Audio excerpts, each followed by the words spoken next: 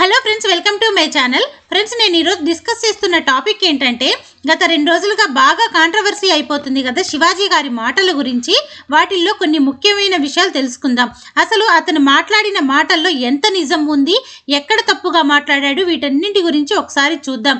కానీ ఆ రోజు అతని మాట్లాడిన మాటల వెనుక ఉన్న భావం ఏదైతే ఉందో, అతని ఇన్నర్ ఫీలింగ్ ఏదైతే ఉందో, అది 1000% కరెక్ట్. ఇకపోతే దానిని ఎక్స్ప్రెస్ చేసే విధానంలో అతను వాడిన పదజాలం ఏదైతే ఉందో అది కూడా 1000% రాంగ్. అయితే మీరు ఏం మాట్లాడాలనుకుంటున్నా, ఎలాంటి డిస్కషన్స్ చేయాలనుకుంటున్నా కూడా మీరు ఉన్న ప్రదేశాన్ని బట్టి సెలెక్ట్ చేసుకొని ఉంటే బాగుండేది అనిపించింది. ఇంకపోతే మీరు ఆ మాట్లాడిన అలాంటి మాటలన్నీ కూడా మీ ఫ్యామిలీ మెంబర్స్ దగ్గర కానీ, మీకు అనుకూలంగా ఉన్న వాళ్ళ దగ్గర కానీ మాట్లాడితే అంత ఇబ్బంది కాదేమో. కానీ నిన్న మీరు స్టేజ్ మీద ఉండి స్టేజ్ పర్ఫార్మెన్స్ ఇస్తున్నప్పుడు, స్టేజ్ మీద మీ స్పీచ్ని కోట్ల మంది జనాలు చూస్తున్నారు అన్నప్పుడు కొంచెం ఆవేశం తగ్గించుకొని, కొంచెం సెన్స్ తోటి అలాంటి పదాలు వాడకుండా కానీ మాట్లాడినట్టయితే చాలా అద్భుతంగా ఉండేది. మీరు ముందు మాట్లాడిన చాలా మంచి మాటలు బాగా అనిపించినాయి. అలా మాట్లాడి ఉంటే ఇవాళ మీరు అపాలజైజ్ చేసి సారీ చెప్పాల్సిన పరిస్థితి రాకుండా ఉండేదేమో అని నాకు అనిపించింది. ఇంకపోతే శివాజీ గారు ముందు మాట్లాడిన మాటల్లో ఆడవాళ్ళ గురించి చాలా చక్కగా మాట్లాడారు. అమ్మాయిలు అంటే ఒక శక్తిలాగా, ఒక అమ్మలాగా అన్నారు, ప్రకృతితో పోల్చారు.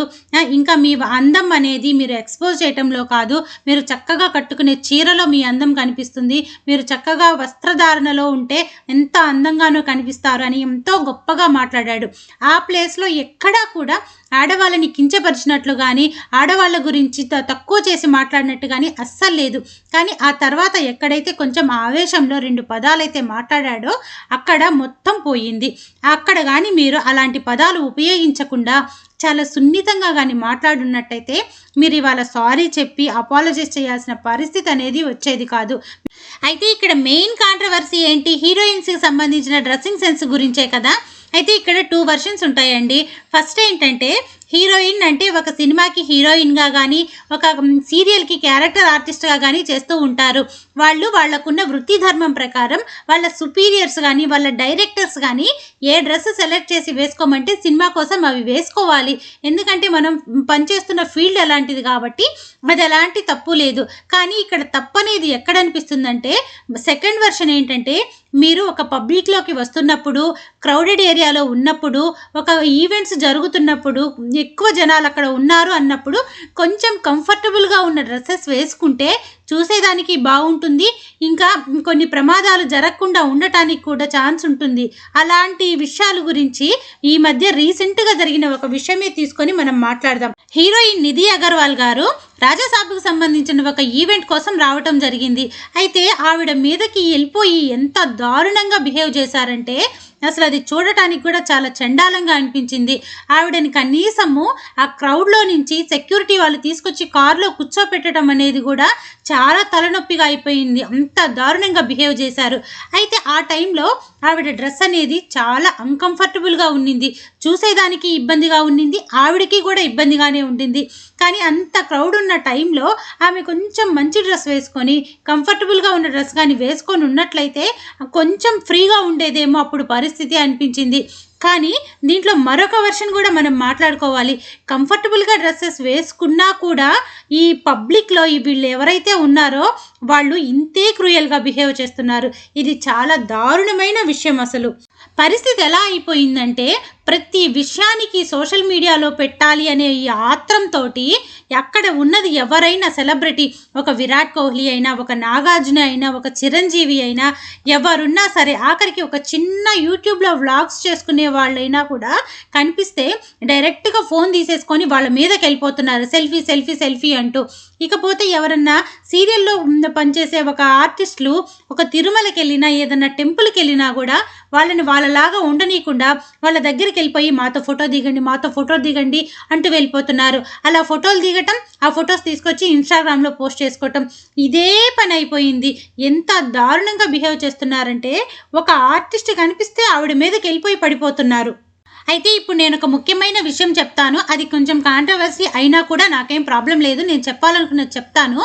ఏంటంటే, నిన్న కంప్లీట్గా శివాజీ మాట్లాడింది మొత్తం రాంగే అని చెప్పి నెగిటివ్ వేలో తీసుకెళ్ళిపోయి మా హక్కులకి భంగం కలిగింది, మా మనోభావాలు దెబ్బతిన్నాయని ఎవరైతే ఉద్యమం చేసి ఉద్యమాన్ని సృష్టించేసి అతని చేత అపాలజైజ్ చెప్పించేదాకా నిద్రపోలేదో వాళ్లే గనక పబ్లిక్లోకి డ్రెస్సింగ్ సెన్స్ లేకుండా వెళ్ళి నిధి అగర్వాల్ గారికి జరిగిన ఇన్సిడెంటే కానీ వాళ్ళకి కానీ జరిగితే అప్పుడు మరొక ఉద్యమం క్రియేట్ చేస్తారు. ఎలాగంటే మాకు నచ్చినట్లు మేముంటాం, మా బాడీలు మా ఇష్టము, మాకు అనుకూలంగా మేముంటాం, మీరెవరు మాట్లాడటానికి అని ఇలాంటి మాటలు మాట్లాడేటప్పుడు పబ్లిక్ అనేది ఒక్కసారి క్రూయల్గా మన మీద బిహేవ్ చేస్తున్నప్పుడు దానికి ఎంతో కొంత కారణం తప్పు అనేది మన వైపు నుంచి కూడా ఉంది, మన డ్రెస్సింగ్ సెన్స్ అనేది కరెక్ట్గా ఉంటే కొంచెం బెటర్మెంట్ ఉండేదేమో అనే రియలైజేషన్ మాత్రం ఎప్పటికీ రాదు.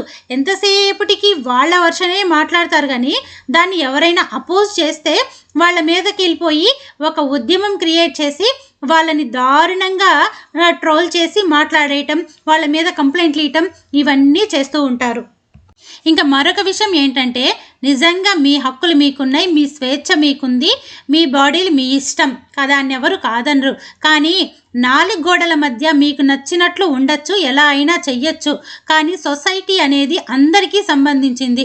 సొసైటీలోకి వచ్చినప్పుడు మీరు కొంచెం డిగ్నిఫైడ్గా ఉంటే సొసైటీ బాగుంటుంది. సొసైటీ అనేది మీ ఒక్కళ్ళకి సంబంధించింది కాదు, అందరికీ సంబంధించింది. కాబట్టి ఆ విషయంలో మార్పు రావాలి అనే ఉద్దేశంతో అతను ఒక మాట మాట్లాడాడు.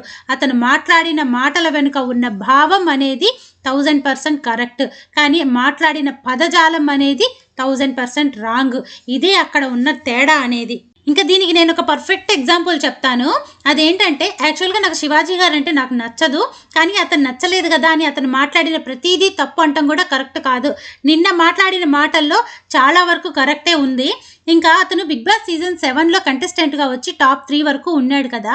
ఆ ఒక టైంలో అతను కో కంటెస్టెంట్స్ 2 అమ్మాయిలు కొంచెం తప్పుగా మాట్లాడుతూ తప్పుగా ఉండటం చూసి అతనికి కోపం వచ్చేసి ఈ స్థానంలో కానీ నా పిల్లలు కానీ నాకు సంబంధించిన వాళ్ళు ఉంటే ఇలా మాట్లాడుతూ ఇంత దారుణంగా బిహేవ్ చేస్తుంటే పీక మీద కాలేసి తొక్కేవాడిని అని చెప్పని ఒక స్టేట్మెంట్ పాస్ చేశాడు. అప్పుడు యాక్చువల్గా ఏంటంటే అతను అక్కడ వాళ్ళు తప్పుగా బిహేవ్ చేస్తున్నారు అని చెప్పాలి అనుకున్నాడు, కానీ అక్కడ పదజాలం అనేది అతనికి ఆవేశంలో కోపంలో ఎలా వచ్చేస్తాయంటే నిన్న ఎలా మాట్లాడాడో ఆ రోజు కూడా ఇలాగే మాట్లాడాడు.